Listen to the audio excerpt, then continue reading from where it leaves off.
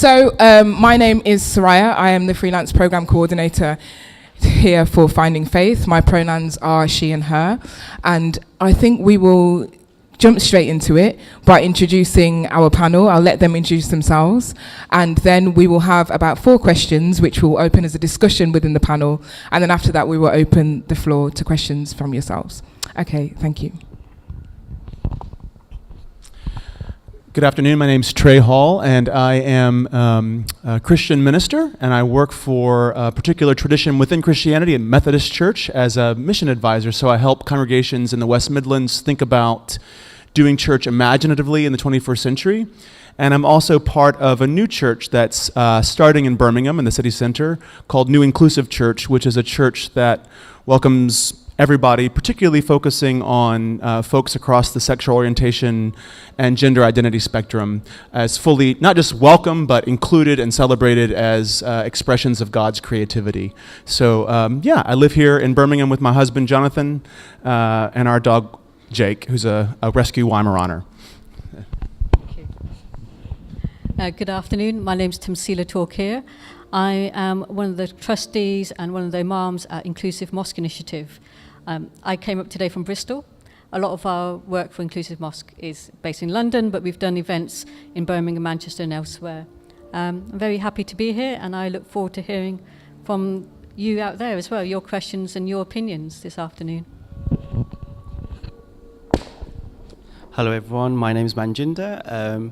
I am a gay coach, so I provide life coaching for LGBT people. There came a stage in my life where I got really annoyed with the lack of resources available for LGBT South Asians. Therefore, I wrote a book called Bollywood Gay, which is a #1 bestseller. I also make YouTube videos in different languages to help people who, like especially parents or people in other countries.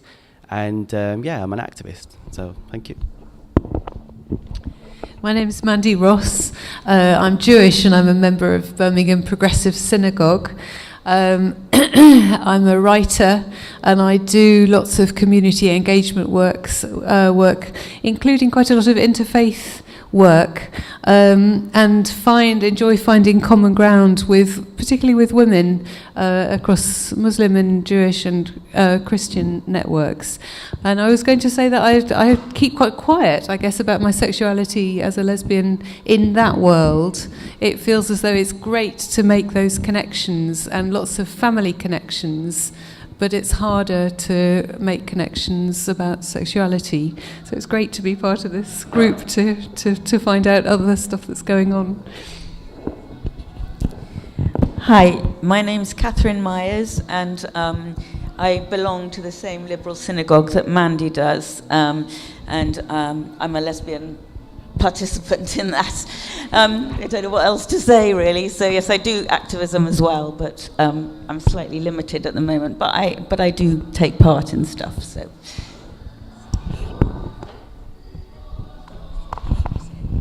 Thank you.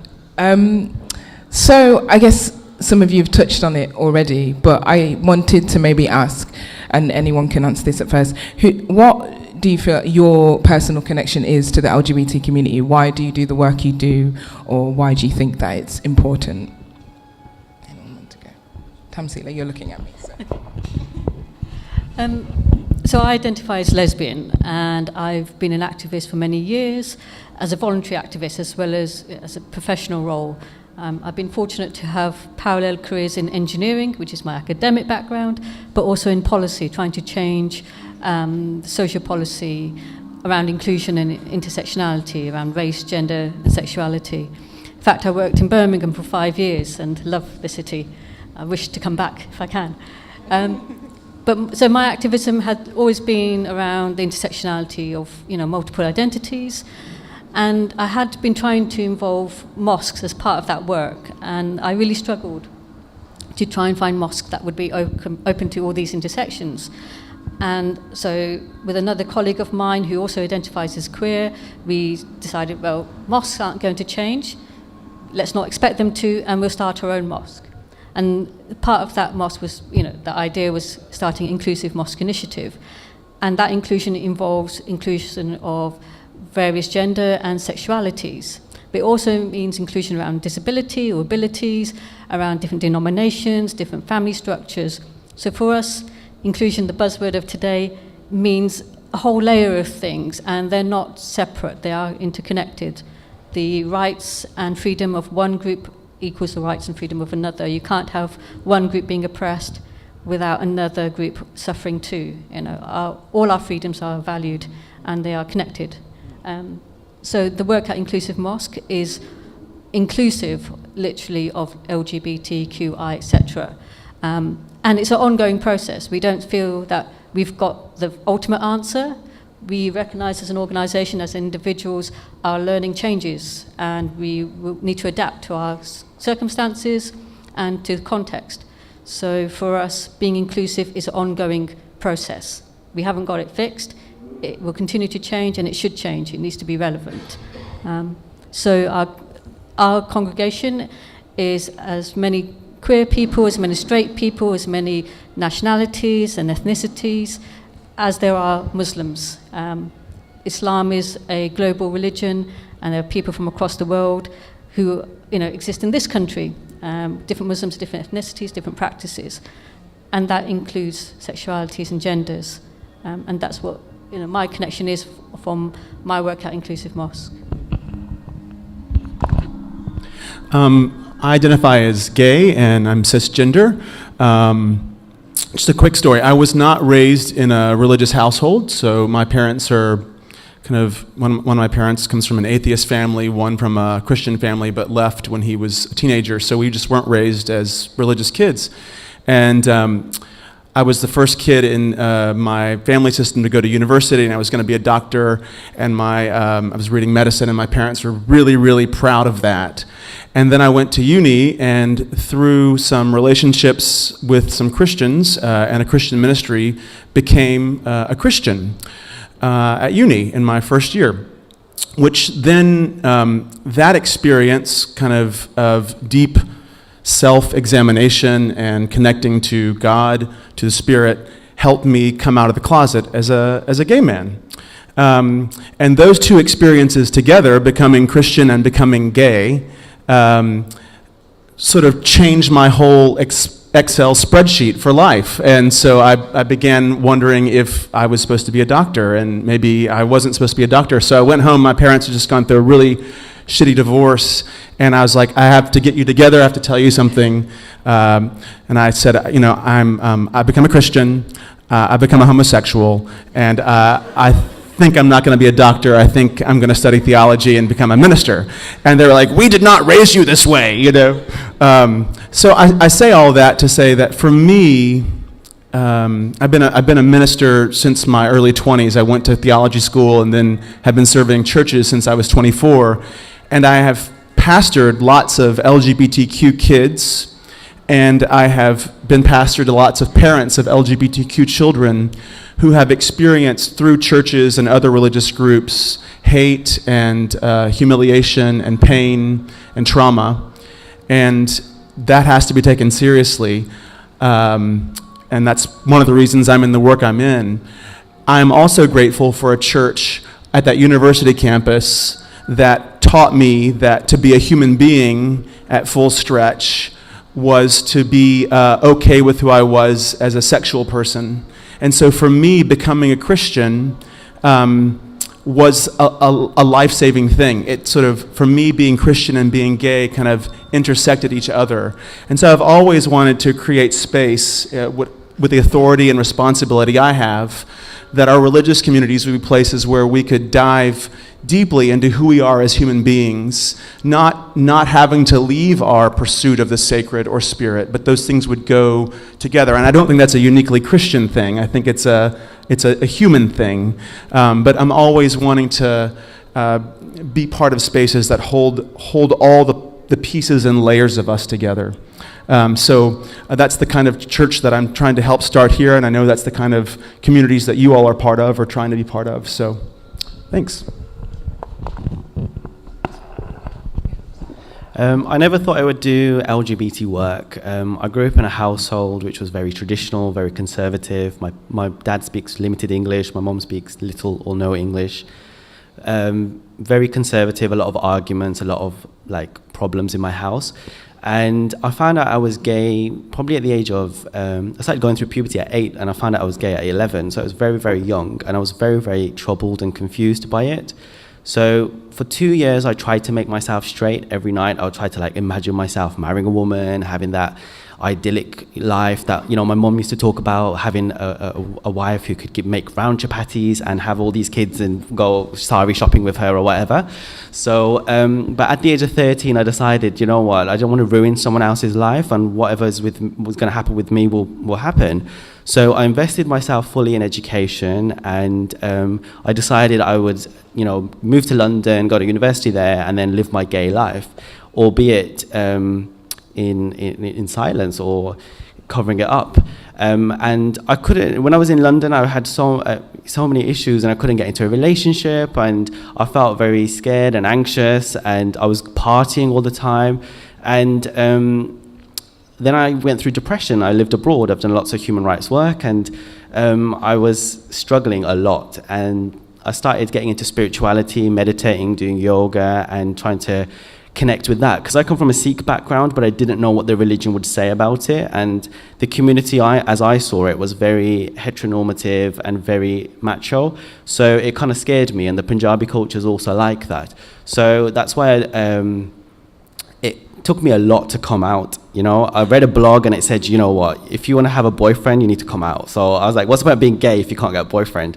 So then I came out to my parents via text message, and they took it really, really well. And the things I write about in the books I write, how to get rid of that guilt and shame, is exactly what I did. And then I started doing LGBT work, and I saw there was no one else doing anything there. When I came out to my parents, they didn't understand. My mum thought I was going to become a woman, or I didn't have a penis or something. So that's why in this book, there's a section in 13 different languages explaining what LGBT is to parents who are, you know, speak Arabic or Hindi or whatever other language.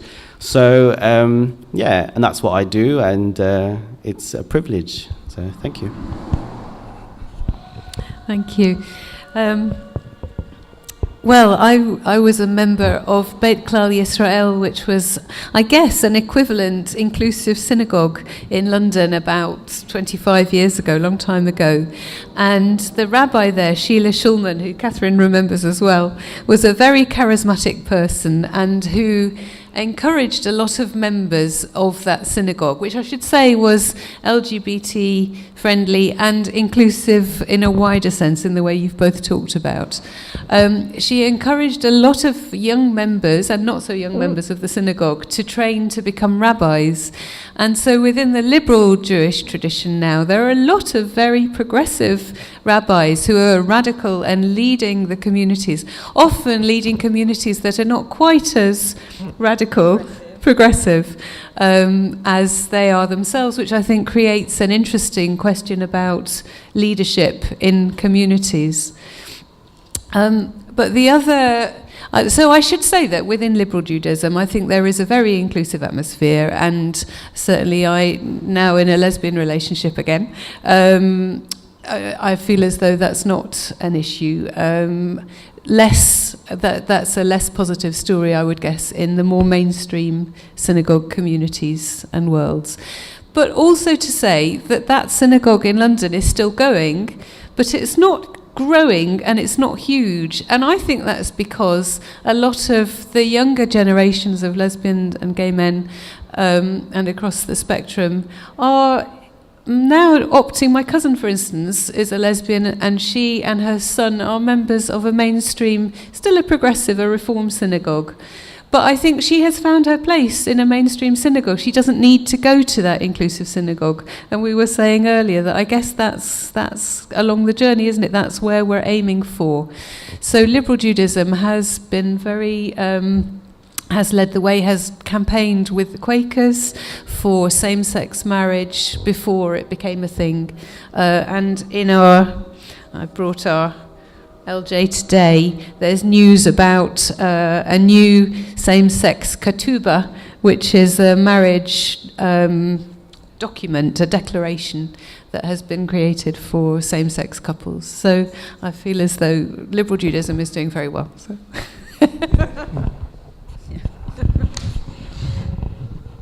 I don't know what to say really, other than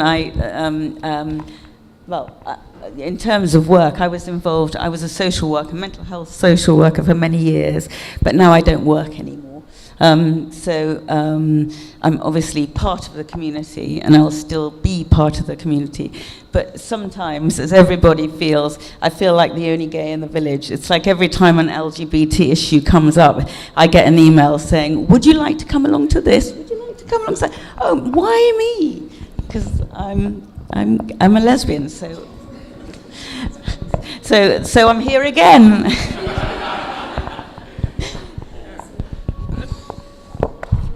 Great, thank you. I guess now I wanted to turn to the title of this panel, which is Can I Find Faith? And I guess I'm going to pose this to all of you, but what would you say maybe to someone who is a Christian or a Muslim or Jewish or a Sikh and said, you know, can I find a place in this faith? How would you, and I mean, obviously, maybe straight away we're all going to go, yes, and that's it. But I mean, how would you advise maybe someone to navigate that experience? How would they maybe navigate that experience, maybe from your personal experience or maybe from your leadership position? What would you say to that person? I also want to just touch on what we talked earlier about this term inclusion and how liberal Judaism has been so successful. I think that's a model for a lot of our faith communities. And what I'd also, as an imam, someone who leads within my own community and who's a trustee of a charity, I would say to others that we can learn from our cousins and our brothers and our sisters in other faith traditions as much as learning from our own history. And I would also say to them to take from the core values of the Quran, which is based on justice, compassion, and non-compulsion. It's very core to the Islamic tradition that there is no compulsion in your faith, in belief or in practice. So forcing someone to be something they're not is not Islamic. It's not within the Quran. And so if you want to have faith, then you claim it for yourself. You don't need anyone to give you that right. Within Islam, the relationship between the individual and God is direct. You need no intercession. You don't need an imam, you don't need a sheikh, you don't need the mullah. It's between you and God direct. If you really want to have a faith, you claim it for yourself. Take the rights of the Quran that give you. There is no compulsion, that it is a religion of justice and compassion. And from that, you then live your life, and you take those values, whether you're a straight person, a gay person, a bisexual, etc. You take the values of the Quran and you apply it to your life. That's my advice to them. It's what I've tried to do for myself. And similarly, like the success I was saying of liberal Judaism, in a way, for inclusive mosques to be successful, is that we don't need inclusive mosques anymore, because all mosques would be inclusive. I used to be a founder and director of a group called Safra Project, which was specifically organised to look at issues affecting Muslim, lesbian, bisexual and trans women. The organisation doesn't really exist anymore, and for me that's a success, because the issues of lesbian and bisexual and trans women within policy, and it was really about policy change, has entered the mainstream in the work that we were doing around schools, around social services, and it's gone now into the work of Inclusive Mosque, that it's not a separate organisation just on sexuality and gender, that those issues are now part of a mosque movement. So for us, Safra, for me anyway, Safra was a success, that we've now gone to the next stage of making mosques inclusive. One day, if IMI doesn't exist, I'll be happy with that, that's fine by me. And for any congregant member, I'd say to them, your success will be when you can be who you are in any mosque. But for that to happen, there's a journey that needs to take place. And that journey begins with you as an individual claiming your faith for yourself.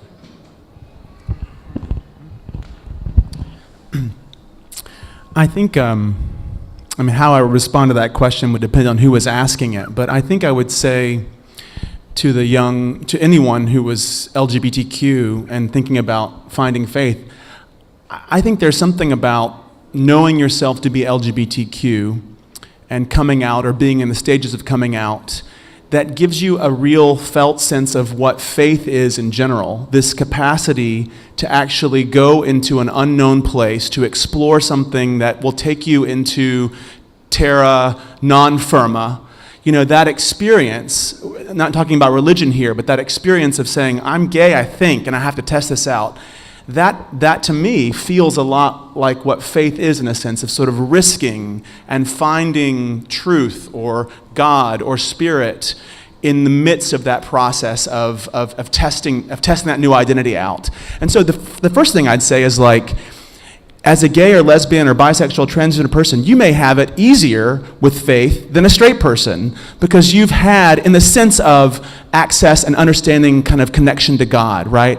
There's a sense of, like, you already know what it's like to explore the thing that is other, the thing that is not known to you. So I don't mean that in terms of, like, faith is like access to religious institutions, but I think that primal thing of, like, knowing who God is, experiencing God, that the queer person may have a little edge on straight folks. Sorry for those of you who are straight.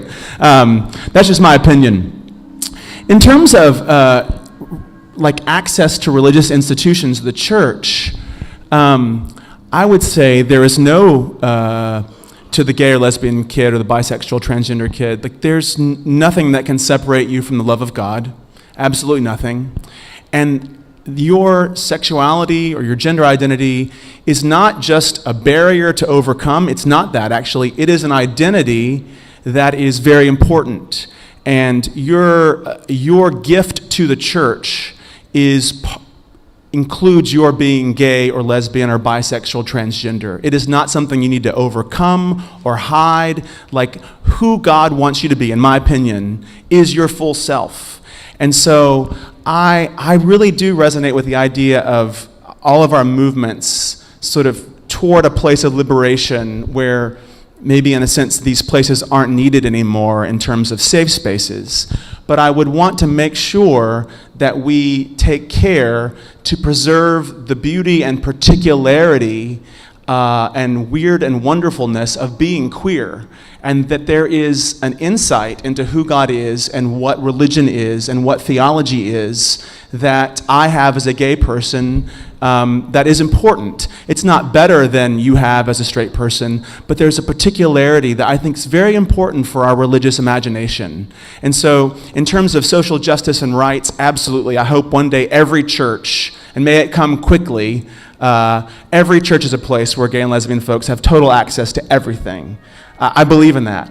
And that every church would preserve the particularity of what it's like to be gay, lesbian, and receive that, or transgender, and receive that as a gift of insight.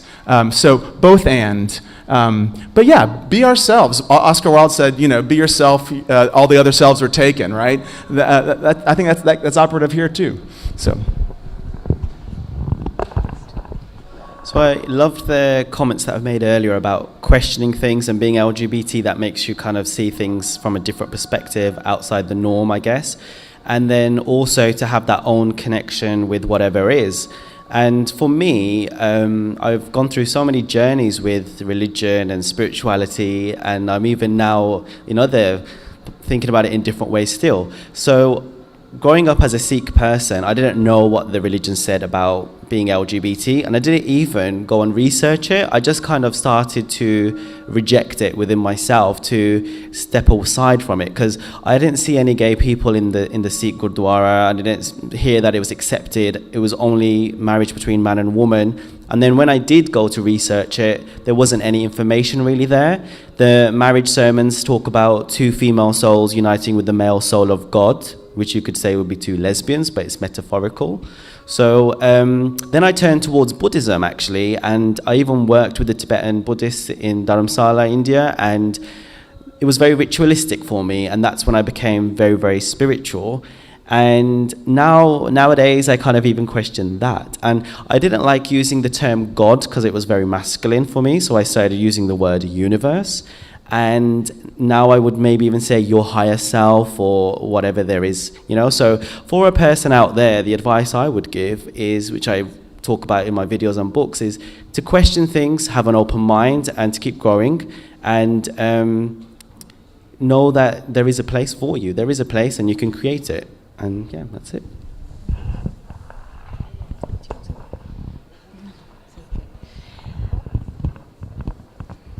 In answer to that question, I think it's interesting because being out, as I've been out for years and years, so what's happened is that being out in a synagogue, as part of a synagogue, my synagogue, has meant that the number of people, young women, that have contacted me and said, thank you so much. I was so proud to hear about you, and it gave me such strength to be able to come out. And I think that in some ways is so important as part of a community, is to be out as a lesbian parent, of a donor child, of a gay family. That is important because it is sort of, I don't know, it's something that shines the light for younger people to actually come out and be out themselves, and part of that they can still be Jewish, they can be liberally Jewish, and a lesbian, or LGBTQ, whichever direction they want to take, really. Okay, so. I'd just add, I guess, that I think that Judaism places a lot of emphasis on more on how you live and on family life, rather than your first question was about a declaration of faith, which feels as though that's more foreign, really, within Judaism. And I think there are particular questions about family within LGBTQ circles, which I think we're still working on. But I suppose my other experience is, I would say that I'm much more culturally involved Jewishly than religiously, and I've been part of a Jewish reading group, and I set up the Jewish Film Club in our community, and have used that work, that sort of exploration of my Jewish identity culturally, and finding the canon of literature and a film that represents Jewish life in all its diversity. And I feel as though those stories are out there, and those questions about how do Jewish writers only write Jewish work? Do Jewish filmmakers, can non-Jewish filmmakers make a Jewish film? And those questions, I think, are relevant as well in LGBTQ discussions about identity and being creative, and finding the canon of our stories and continuing that canon as things are changing and progressing in the 21st century. Great. I know we have one more point, I guess, to discuss as a panel, but I feel like this might be a good time to open to the floor if anyone has any thoughts, questions to share with us. Great. Would you like to stand up? And I'll record. I was baptized Orthodox, raised Catholic, living in a Protestant country, and part of it is Muslim, and Quran. And I have three questions. For the organizers, we are my friends here. What were the reasons that the mainstream religious leaders gave you when you asked them to join you today here? That's the first question. The second question for the panel. What do you think of the children that are raised in families of the mainstream religions, and those children are forced upon them to think a certain way? Because I'm not able to remove the guilt that I still feel because of the way I was raised about being gay. And the third question, again for the panel, how do you think you can go to the mainstream religions and make them think in a different way about this issue? Because it's a gender issue, it's not only a religion issue. Because you have further insight than we lay people. Thank you. So there was three questions there, but I think we can probably put it into two. And the first one I probably can answer. I think it was why weren't the leaders of maybe some of the mainstream faith groups here today? Simply because they weren't invited. Because I think this, like I said at the beginning, I think this space is important to hold, that we have a space that represents the LGBT community rather than it being about people who are talking about why people aren't welcome in spaces, which is often what happens with panels like that, and I guess I wanted to create maybe an alternative environment. The second question was, how do we support mainstream I'm going to use the words non-inclusive, but it means just the spaces that are not necessarily inclusive spaces to be more supportive of LGBT people, because that can affect their long-term mental health and well-being, and how do they overcome that? Good question, and I wanted to add these 2 points earlier, but I forgot. So, firstly, when I came out, I was taken to the local Sikh Gurdwara by my parents, and the man who's in charge there, he who has subsequently bought my book as well and read it and had really good conversations with me, he was like, you know what, God made him this way, we can't change it. If it's going to change, it will change, and you got to accept it, and that's it. And that was amazing, and I was very, very shocked as well. And since then, myself and a Persian LGBT group have done a workshop with different LGBT groups, and Stonewall came, and only the Hindu society came. The Christian and the Jewish leaders did come, but the Hindu Birmingham society came as well. The Sikh one, I think they had some important event going on, so they couldn't come. So in that sense, they are willing to cooperate to an extent, but not always publicly. And then that leads me to my second point that I wanted to make, was I worked at the Sikh channel as an out gay man many years ago, and I made documentaries about LGBT, and the CEO at the time was very, very inclusive. I still talk to him. He's got my book as well, but there were other people there who had mixed views, and people who would phone in and say this is wrong. So you'd get opposing, polarized views, but generally the people in charge were very, very accepting.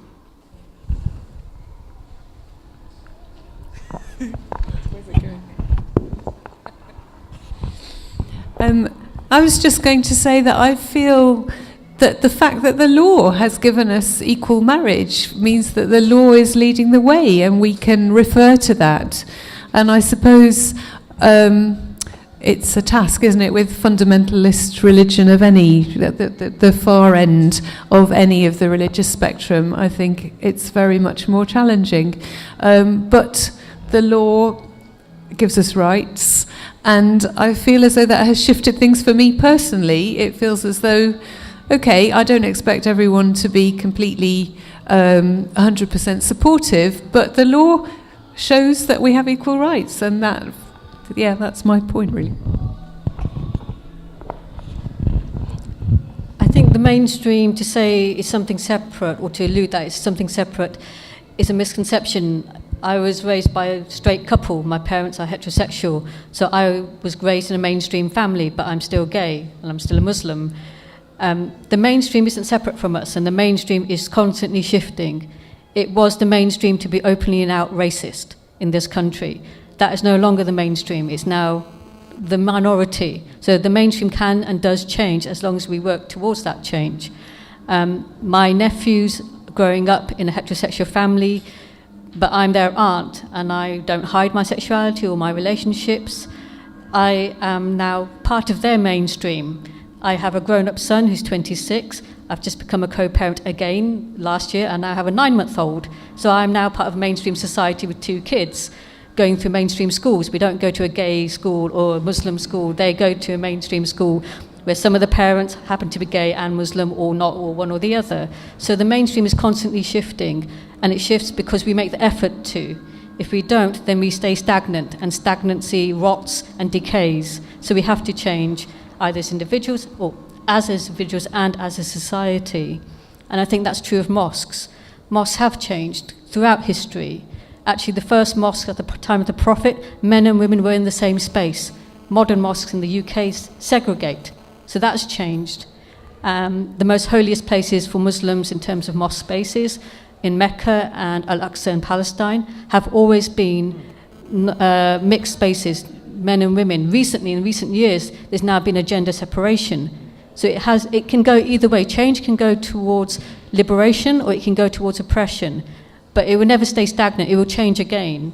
And I think that's important to recognise about the mainstream.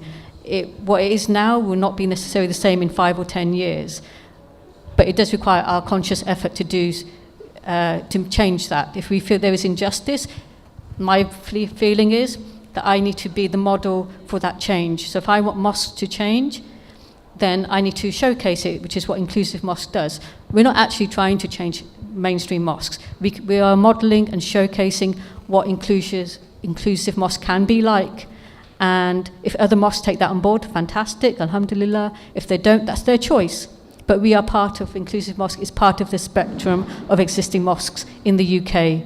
And we have other liberationist mosques around the world, in Malaysia, in Indonesia, in Germany, in the US. So this is not an isolated case. There is a shift change within the Muslim community globally to try and reclaim our history of gender inclusion, of justice, of compassion and non-compulsion. That will continue to change. So I feel that's really encouraging and positive. Just quickly, I would say, sort of reflecting your comment, how important it is for the stories of LGBTQ people to be heard as normative stories in our faith communities. And of course, the church, the mosque, the synagogue is diverse. There are diverse communities of Christianity across the land, across the world. But in my work, if you can have some conversations with church leaders that are maybe not on the side of the angels, as I see it, around inclusion, you can have theoretical conversations and textual conversations till the cows come home, which is fine, and that's an important enterprise. But I think things change or have a different texture when people start telling their stories. So you can argue with an idea, you can argue with a stereotype. It's harder to argue with, someone telling their story of what it's like to be a gay Christian or a transgender Christian. So I think to help congregations maybe that aren't inclusive to come into contact with those stories and hear those stories is really important. I think of the gay kid, you and me, years ago growing up, what it would be like to hear those stories as part of the worship. And also just to sort of remember that being gay or lesbian or bisexual or transgender includes, of course, our sexual lives. That's an important piece of it. But it's not only that. And so one of the things you hear in the States is like, I hate the gay lifestyle. I was like, well, come to my house and watch me live the gay lifestyle. Yes, it includes sex from time to time. It also includes, making cups of tea for my partner, walking the dog, cleaning the damn toilet, reading. I love to run. All the things, this is my gay lifestyle. And I think people are like, oh, you're a human being. Yes, welcome to being human, So I think just not to make it about sex, because of course it is about sex, but it's about so much more than that. Is there another question or comment? At the back. I came in partway through, so it may have been covered, but I really liked the point that you made about the mainstream is changing and changes, and we can help to change the mainstream. And of course that can move in a liberationist way or a repressive way. You may have touched on this or not, but Brexit seems to be a huge move away from liberation to me. I wondered if you had any comments on that and how you see it affecting the LGBT community. Thank you. Oh, we're going to Brexit. Does anyone want to maybe touch on that and how it might affect the LGBT? Everyone's like, no.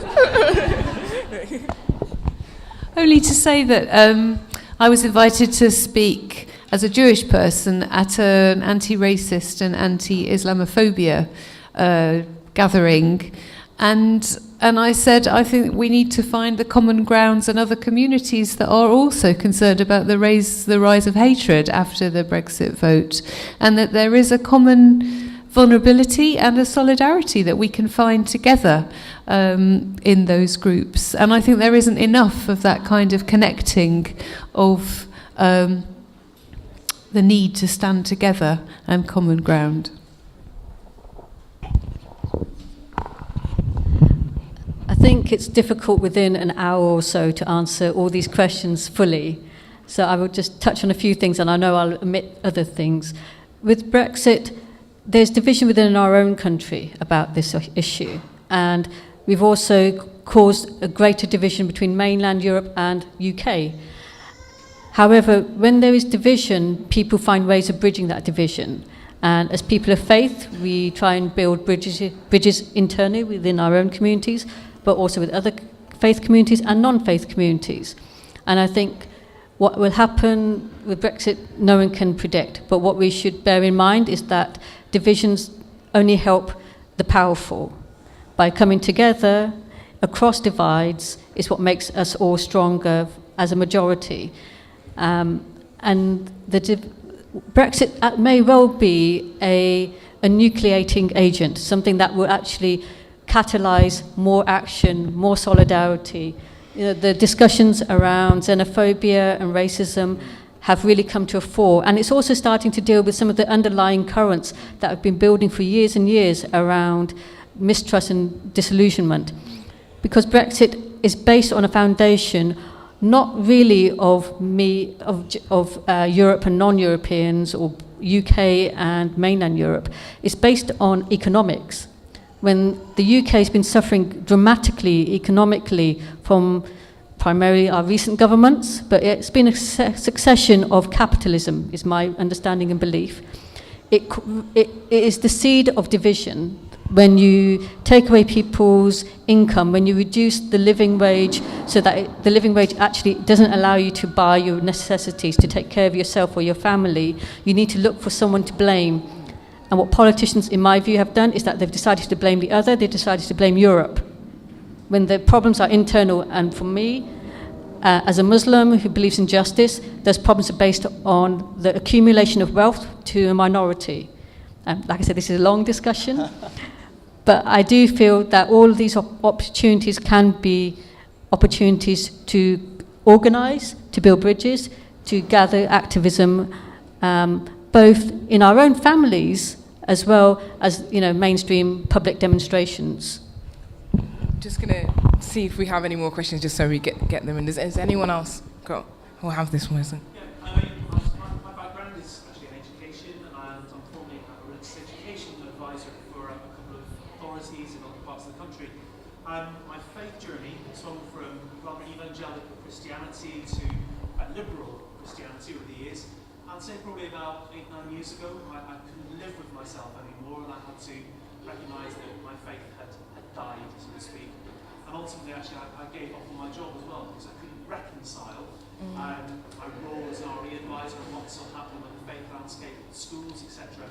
And I have a real anxiety. You've spoken sort of like younger people today. I have a real anxiety about some of the shift towards the consolidation, shall we say, of the faith sector in the educational world and the rise of free schools, and real grasp actually that gives particular faith communities over the lives of young people. And I will say it's very good to hear, you know, the work that you guys are doing. It's fantastic. It's been going on for a long time.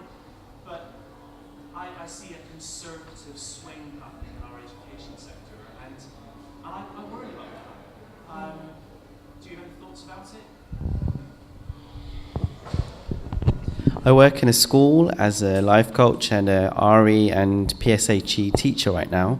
It is kind of an alternative school because most of the people there, the teachers meditate and they're into like positivity.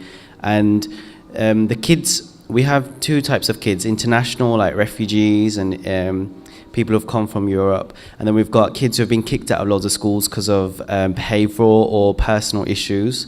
So I'm an out gay teacher and coach there and have a great time. So it's not a faith school, but I think your question was saying that...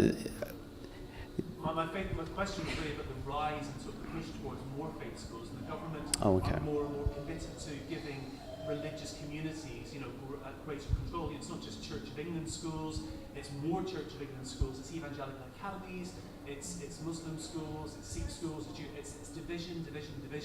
It's going to create an opportunity for young people to learn together in an inclusive environment. they're being segregated and segregated. I grew up in Northern Ireland, and I've seen the impact that segregation has in the lives of young people in school, and it's just such a... So yeah, in answer to that, I would say, okay, you may think there's a rise in these sort of schools, these religious schools, because you're focusing on them, but there's also a rise in alternative schools, and there's a need to look at that. And I don't know if anyone else wants to add to that. I have also been a school teacher in a secondary school. I currently teach at a university, so I've been around the education system for a while. One of my jobs in the school was in a Catholic girls' school, so it's very much a faith-based school. I don't see faith schools' growth on its own an issue. I think it's a type of teachings that happen within the school, and that can happen in a mainstream secular school. If it's based around competition, kind of isolating minorities because of wealth, that can happen of faith and non-faith. Those are my concerns, having worked in the education system at a secondary level and now at a higher level within the commercialisation of the universities and students essentially buying their degrees. You know, that's not to do with faith. That's capitalism, in my view. That's about money and power again. I think for a lot of faith communities, the reason we, as a faith member, do create faith schools is a way of also protecting ourselves. Those of us who are within the Muslim community, within the Jewish community, know of the growing rise of Islamophobia and the anti-Semitism. And by having a faith school is a way of protecting yourself, of teaching your kids how to protect themselves, how to face racism, how to face Islamophobia, and how to understand your own community. Now, that can be done in a corruptive way, but it can also be done as an empowering way to give you a sense of identity. It totally can. I mean, my youth, when I grew up, my family in Pakistan, which I used to go in the holidays, my family ran madrasas, Islamic schools. It was a way for me to reconnect, to understand my faith in a very deep, meaningful way. But it was never about us against other faiths. It was very much about understanding your own faith and how your responsibility lies amongst your community. You can use any ideology for good or bad. So faith alone, I don't believe is, obviously I'm biased, I don't believe is a negative thing. But secularism can also be used to power and corrupt. Nazi Germany was about secularism, and it destroyed millions of people, millions of lives. So I don't believe that using one or the other is the only way. I think it's...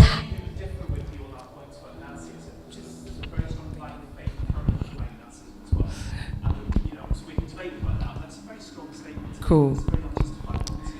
Thank you. Just to kind of say about the stuff that's happening in Birmingham, actually, there's a activist, a kind of a community organizer called Andrew Moffat, who does go into faith schools, primarily actually Muslim schools, and does work around inclusivity and LGBT people. So I think, interestingly, what you said about faith schools not being the issue, I think it probably is about us thinking about actually championing the work of people like Andrew who do go and focus on inclusivity within that school, because I do agree that maybe you don't have to be separatist. But is there anyone else who has a question over here? So I'm a bisexual Christian, and I find in my life most of my Christian friends don't know I'm bisexual, and then most of my LGBT, like Q+ friends, don't know that I'm Christian. I just wanted to think if you guys have any thoughts about how people can kind of bridge those gaps as individuals. Great, cool. Oh yeah, I will do. This person said that they identify as a bisexual and also as a Christian, and in their Christian spaces find it hard to talk about how they're bisexual, and in the LGBT spaces find it hard to talk about how they are a Christian. And how do we maybe bridge the gap between those two?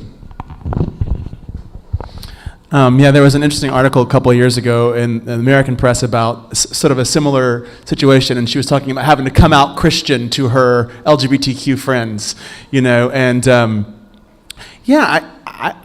I'm part of a running group, a queer running group here in Birmingham, and it's always been I've always been treated with great respect, but around my religion. But when I do when someone finds out what I do, there's always a sort of like change in the relationship. At least initially, it's like, oh, you know. So I would, you know, I think it's important to come out and to talk about how those identities.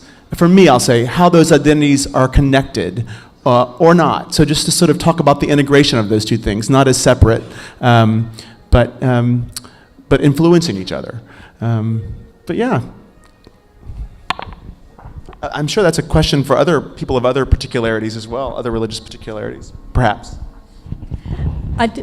Just quickly, I do think there is an issue within the mainstream LGBT community about people of faith. To come out as Muslim or any person of faith, the mainstream press tend to be quite down on being a person of faith and being queer. So I have found that over many years, and I've been around for some time now, that is hopefully going to change and is changing slightly. But there is this issue that, you know, talking about your faith within a queer community can be quite difficult because, of course, there has been a long history of our faith communities being quite oppressive to people of different genders and sexualities.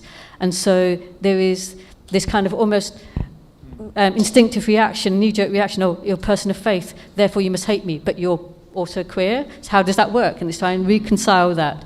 I think that is something that has been around for a long time in our mainstream queer communities. But hopefully I feel it might be changing. And it is kind of coming out again. Yeah. Thank you for that question. I think it is also really great to have New Inclusive Church here today and the Inclusive Mosque and talk about the Progressive Synagogue and maybe the visibility of those spaces, knowing that they exist within maybe even the LGBT community, can be a start off of how people actually of LGBT people know that there are people of faith. Is there any? I think we have time for Bobby. Maybe one more question, Kakan.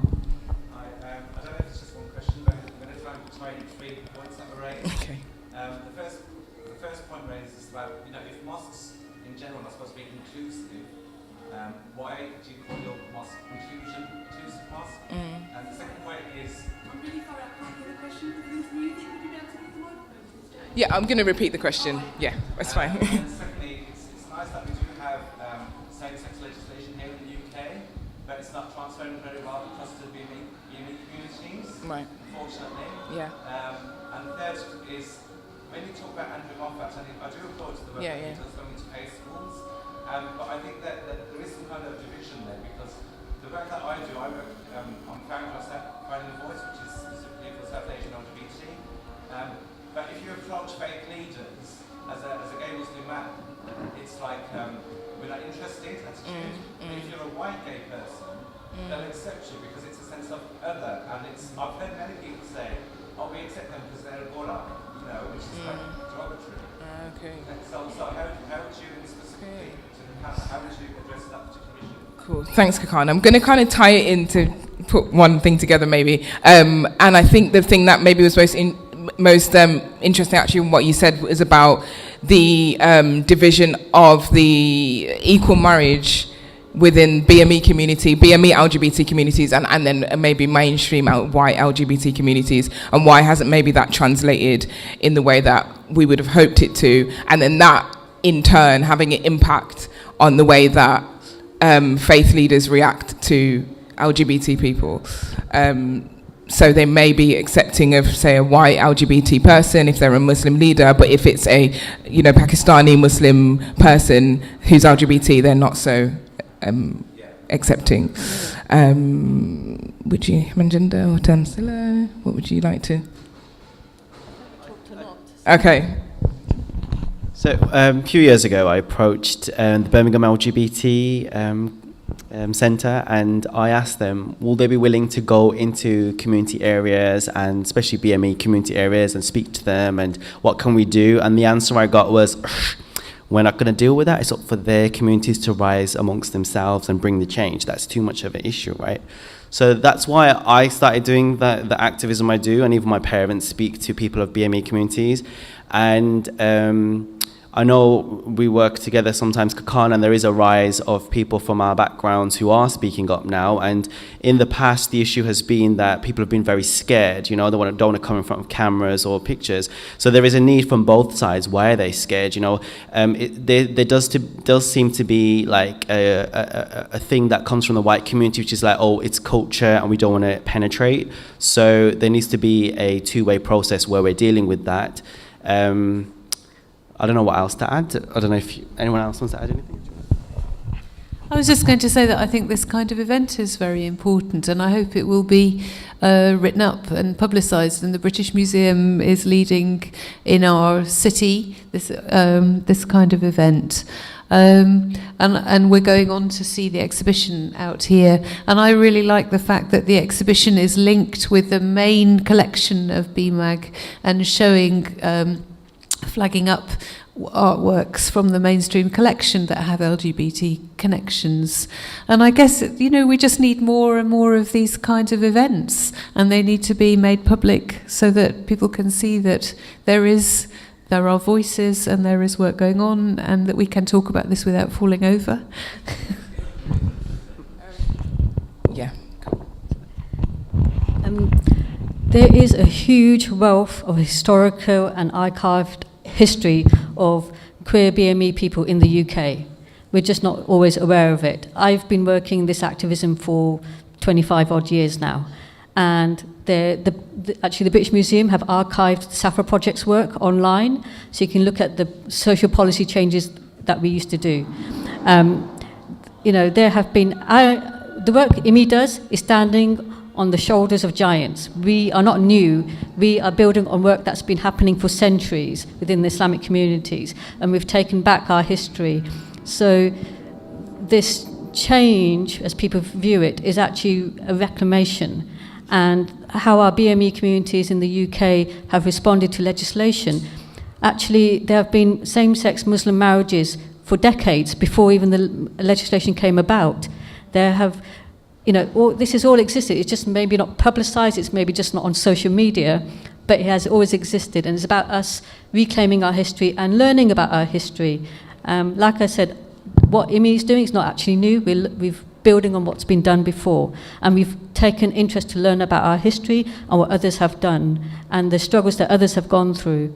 And the BME communities have had same-sex marriages, religious marriages for decades. You know, we've had queer families for decades. It just might not be in the press. Maybe it's not being interesting enough. And actually, maybe people want their private lives to be private. And I think that's valid as well.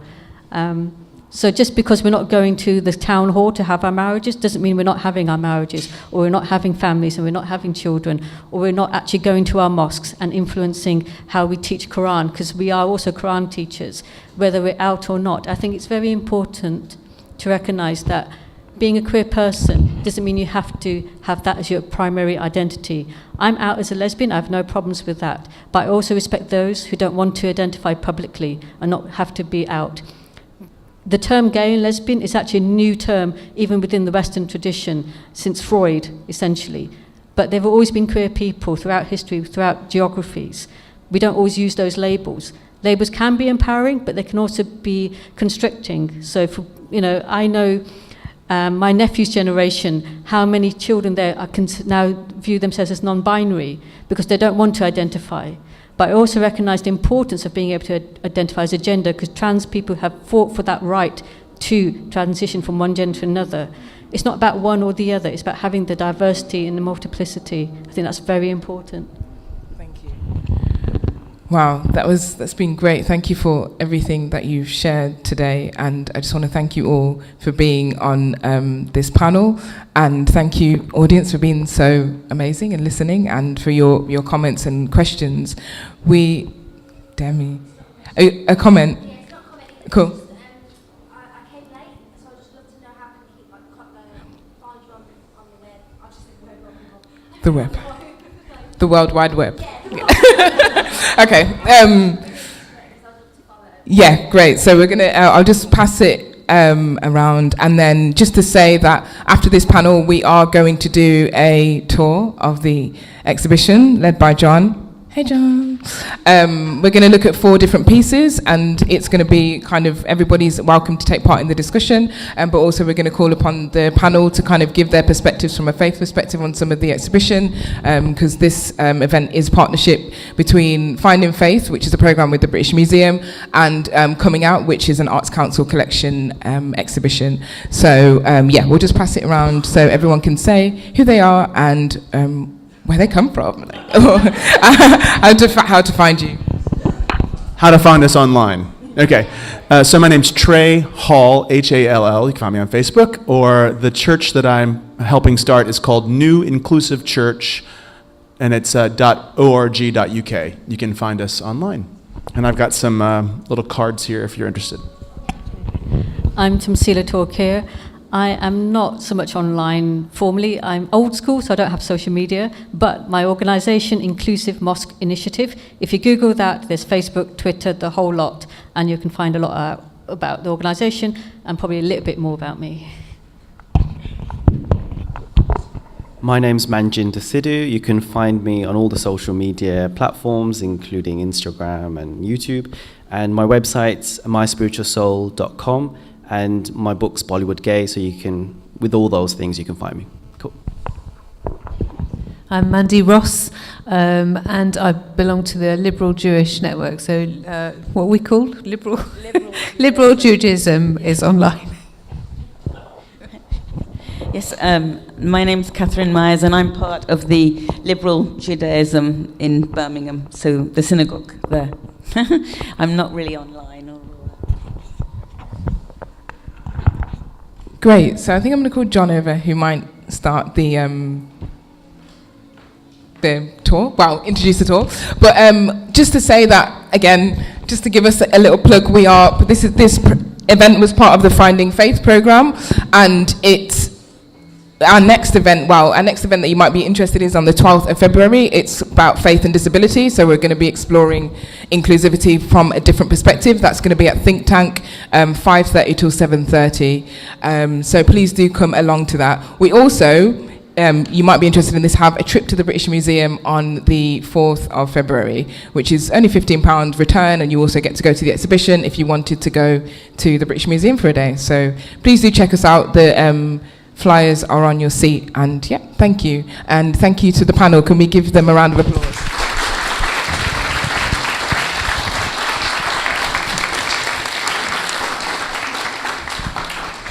A huge thank you and a welcome on behalf of Birmingham Museum and Art Gallery and this amazing exhibition Coming Out, Sexuality, Gender and Identity. I think having this conversation in this space being a functional vehicle by which for us to discuss this, and then applying it by conversation, by debate, by exploring the contemporary art and the queer artworks that we have on the walls, I think is a really beautiful moment here. I'd invite you to join me. Please feel free to take the collapsible seats with you. My name's John. I'm the Learning Officer for the Arts Council Collection, as well as being a local legend and icon. Yes, I am all. My discipline is in fine art, but I also have a background in art history and theology. So please feel free to ask me any questions. What I'm going to be doing is applying the conversation and the debate that we've been having in this space to 4 different pieces from the Arts Council Collection and beyond. I'll be encouraging us to look inside and find faith, find meaning, find spirituality, whether that be by the concept, the emotion inside the pieces, or even the colour. I'd invite us to have a look at the pieces. I'd invite the panel to join me in conversation about that. And then I think it'd be awesome if we just broke up into groups and started having conversations and started sharing. Anything I can do to help you out in the meantime, please let me know. So if you'd like to join me outside. Okay. Thank you. Of course, yeah. Thank you. Did it last? It's really like still. All right, I've just done it.